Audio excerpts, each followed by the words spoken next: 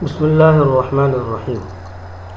قرآن پاک کی تعریف اور نزول کی تاریخ کے بعد اب میں آپ کو یہ بات بتاؤں گا کہ قرآن پاک کے نام کیا ہیں اور کون کون سے ہیں۔ یہاں اوپر ہیڈنگ ڈالی گئی ہے قرآن پاک کے اسماء گرامی۔ قرآن پاک کے نام اسماء اسم کی جمع ہے۔ تو قرآن پاک کے جو نام ہیں ان میں سے 55 سے 90 تک یعنی 55 سے 90 تک جو قرآن پاک کے نیمز ہیں وہ صفاتی ہے۔ صفاتی نام وہ ہوتا ہے کہ کسی کے اندر کوئی ایبیلٹی، کوئی صفت پائی جائے۔ مثال کے طور پہ کوئی بہت تیز ہے پڑھنے لکھنے میں تو ہم کہتے ہیں یہ ذہین ہے۔ کوئی بہت نرم دل ہو تو کہتے ہیں کہ جی یہ بہت زیادہ نرم دل ہے۔ کوئی خرچ کرنے والا زیادہ ہو کہتے ہیں یہ سخی ہے۔ تو یہ صفاتی نام ہوتے ہیں۔ ایک ذاتی نام ہوتا ہے جو ماں باپ رکھ دیتے ہیں۔ تو قرآن پاک کے جو صفاتی نام ہیں وہ 55 سے 90 تک ہیں جو مذکور ہیں دیگر جگہوں پہ قرآن پاک میں بھی ہیں اور احادیث میں موجود ہیں۔ 5 نام قرآن پاک کے وہ ہیں جو ذاتی ہیں، جو اللہ رب العزت نے خود قرآن پاک میں بیان فرمائے ہیں۔ وہ کون کون سے ہیں وہ یہاں دیکھیں۔ پہلا ہے قرآن۔ قرآن پاک میں یاسین والقرآن الحکیم، قرآن کو قرآن کہا گیا، یاسین والقرآن الحکیم۔ سورہ یاسین آیت نمبر 2 پارہ نمبر 22۔ دوسرا نام ہے فرقان، من قبل ھدی للناس وانزل الفرقان، اگر ہم نے فرقان کو نازل کیا۔ فرقان سے مراد قرآن پاک ہے۔ سورہ آل عمران آیت نمبر 4 پارہ نمبر 3۔ تیسرا نام ہے ذکر، ذالک نتلوہ علیک من الآیات والذکر، کہتے ہیں پڑھ کے سناتے ہیں آپ کو آیات اور ذکر۔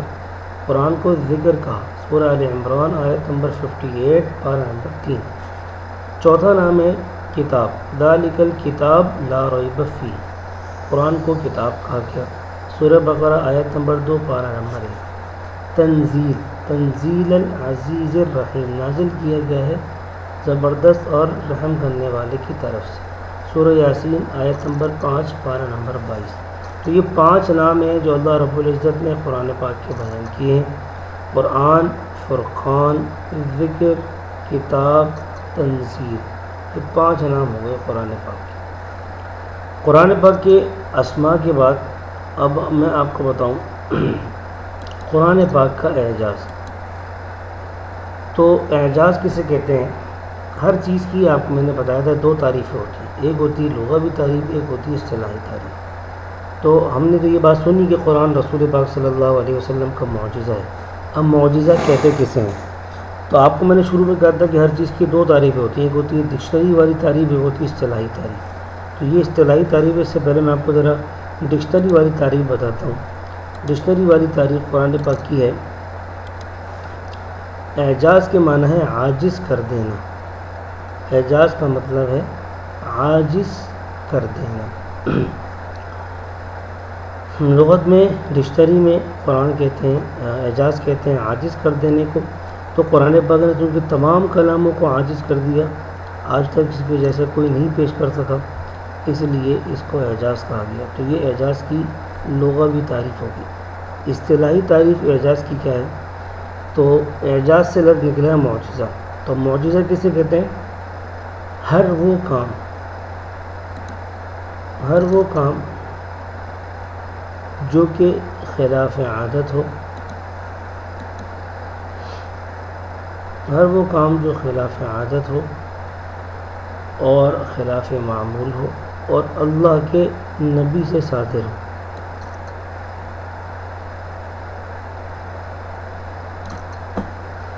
ہر وہ کام جو خلاف عادت ہو اور خلاف معمول ہو اور اللہ کے نبی سے صادر ہو۔ اگر وہ کام اللہ کے کسی نیک بندے سے صادر ہو تو وہ معجزہ نہیں ہوتا، وہ کرامت ہوتی ہے۔ معجزہ وہ ہوتی ہے جو اللہ کے نبی سے صادر ہو۔ تو ہر وہ کام جو خلاف عادت ہو اور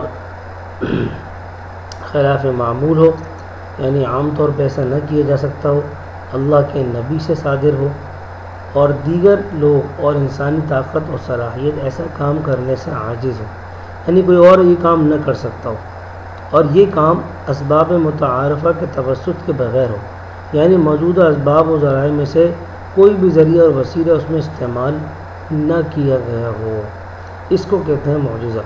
مثال کے طور پہ آپ صلی اللہ علیہ وسلم نے چاند کے 2 ٹکڑے کیے۔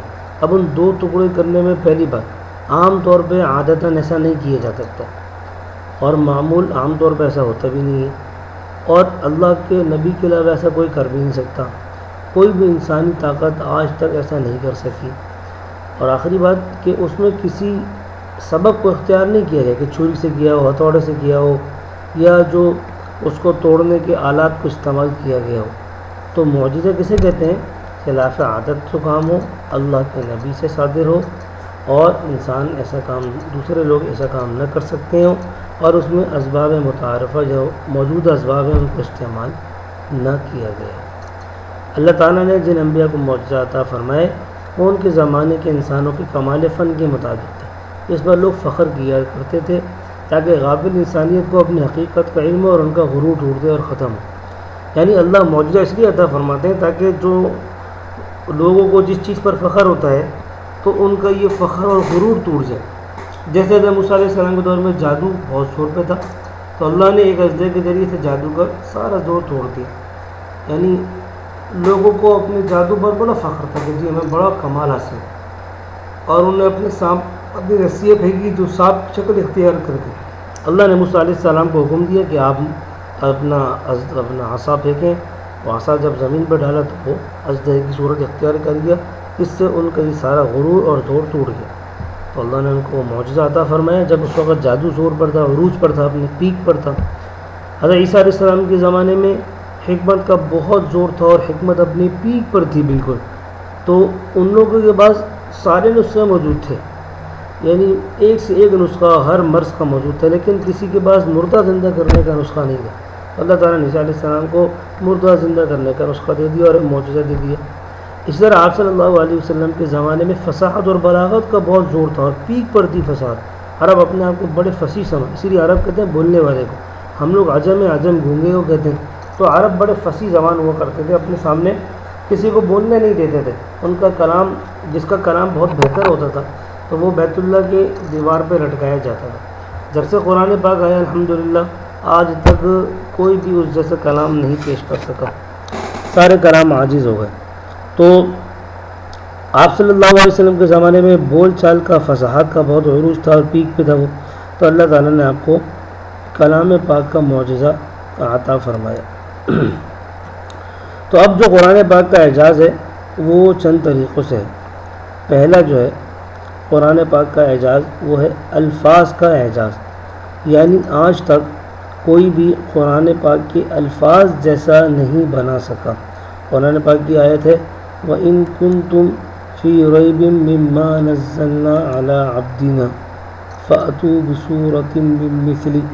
اللہ کہہ رہے ہیں کہ اچھا ایک صورت اس جیسی بنا کے لے آؤ، اور ایک جگہ فرمایا کہ ایک آیت اس جیسی بنا کے لے آؤ۔ تو قرآن پاک کے الفاظ جیسا بھی آج تک کوئی نہیں بنا سکا، یہ قرآن پاک کا اعجاز ہے۔ دوسرا ترکیب کا اعجاز، یعنی جملوں کی بناوٹ۔ قرآن پاک میں وَلَكُمْ فِي الْقِصَاصِ حَيَاتٌ، تمہارے لیے قصاص میں زندگی ہے۔ قصاص کہتے ہیں جان کے بدلے کسی کی جان لے لینا، یعنی کسی نے آپ کو مار دیا، اس کے بدلے میں اس کو بھی مار دیا جائے گا۔ اب ظاہری طور پہ دیکھا جا رہا ہے تو قصاص میں کیا ہے، 2 زندگیاں جا رہی ہیں، یعنی کسی کو جان سے اگر مار دیا گیا تو بدلے میں اس کو بھی مار دیا جائے گا۔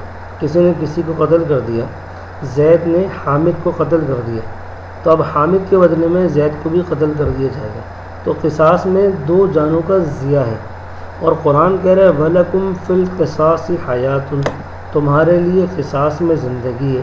ظاہری طور پہ قصاص میں جانیں جا رہی ہیں اور قرآن کہہ رہا ہے کہ قصاص میں زندگی ہے، تو یہی تو اس کے جملوں کی بناوٹ ہے کہ تمہارے لیے قصاص میں زندگی کا مطلب یہ ہے کہ جب آپ کو پتہ ہوگی یہ بات کہ اگر میں کسی کو جان سے مار دوں گا تو بدلے میں مجھے بھی مار دیا جائے گا، تو آپ جان سے مارنے سے بچ جائیں گے، تو گویا کہ 2 زندگیاں بچ جائیں گی۔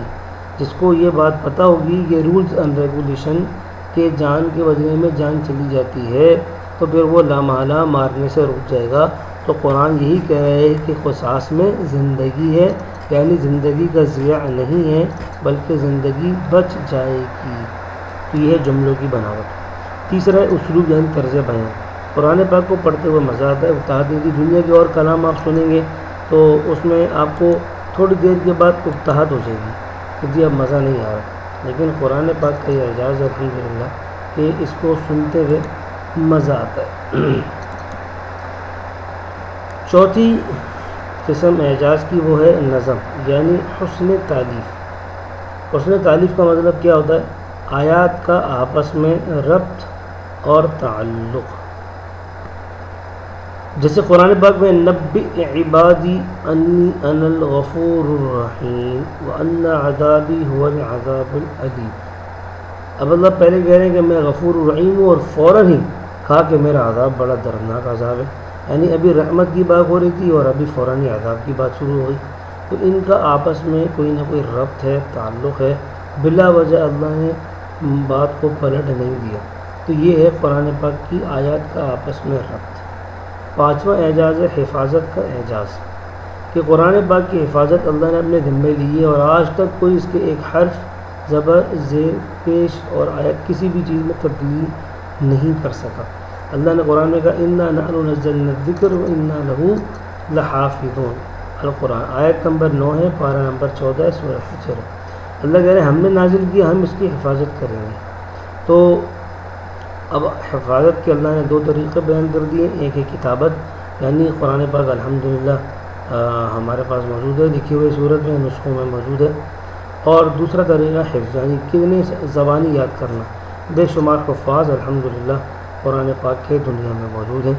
تو دو طریقوں سے اللہ نے قرآن پاک کی حفاظت کروائی ہے دنیا میں، ایک لکھ کے ذریعے، لکھوانے کے ذریعے، اور ایک زبانی یاد کرنے کے ذریعے۔ تو یہ 5 قسمیں ہو گئی اعجاز کی۔ چھٹی قسم ہے مغیبات یعنی غیب کی خبریں، گزشتہ امتوں کے حالات اور تاریخی واقعات اور ان کی شریعت کا تذکرہ، یہ ہمیں قرآن بتاتا ہے۔ ٹھیک ہے، غیب کی خبریں، غیب کی خبروں کا تعلق 2 چیزوں سے ہوتا ہے، ایک ہوتا ہے ماضی سے، ایک ہوتا ہے مستقبل سے۔ تو ہمیں غیب کی خبریں ماضی کی دی قرآن پاک نے، قوم عاد، قوم ثمود کے بارے میں بتایا، اصحاب کہف کے بارے میں بتایا، بے شمار واقعات بتائے قرآن پاک نے۔ اسی طرح قرآن نے ہمیں بتایا کہ غیب کی خبروں کے حوالے سے کہ روم اور فارس کے درمیان ایک مقابلہ ہوگا، فارس پہلے غالب آ جائیں گے اور پھر 10 سال کے اندر روم غالب آ جائیں گے۔ سورہ روم میں الف لام میم غلبت الروم فی ادنی الارض وہم من بعد غلبہم سیغلبون، بعد میں پھر یہ غالب آ جائیں گے، قرآن نے ہمیں بتایا۔ تو قرآن، یہ ساری چیزیں قرآن نے بتائی ہیں اور کسی کتاب میں اس طرح کی باتیں نہیں بتائی جا سکتی۔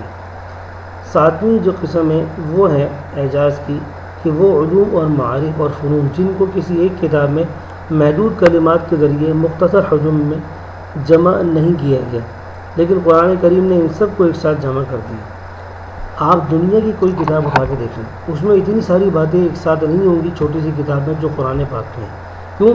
قرآن پاک ایک چھوٹی سی کتاب ہے، ٹھیک ہے جی، اس کے اندر دنیا بھر کی چیزیں موجود ہیں، انفرادی زندگی گزارنے کے طریقے، اجتماعی زندگی گزارنے کے طریقے، سیاست، طب، اخلاق، اعمال، معاشرت، کلچر، اور یہ سارے لین دین اور نکاح، قسم، طلاق وغیرہ، دنیا بھر کی چیزیں قرآن پاک میں موجود ہیں۔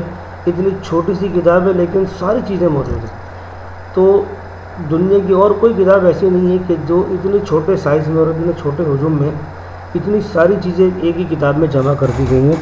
یہ صرف قرآن پاک کو اعجاز حاصل ہے۔ آگے ہم پڑھیں گے قرآن پاک کے مضامین کے بارے میں۔ مضامین قرآن،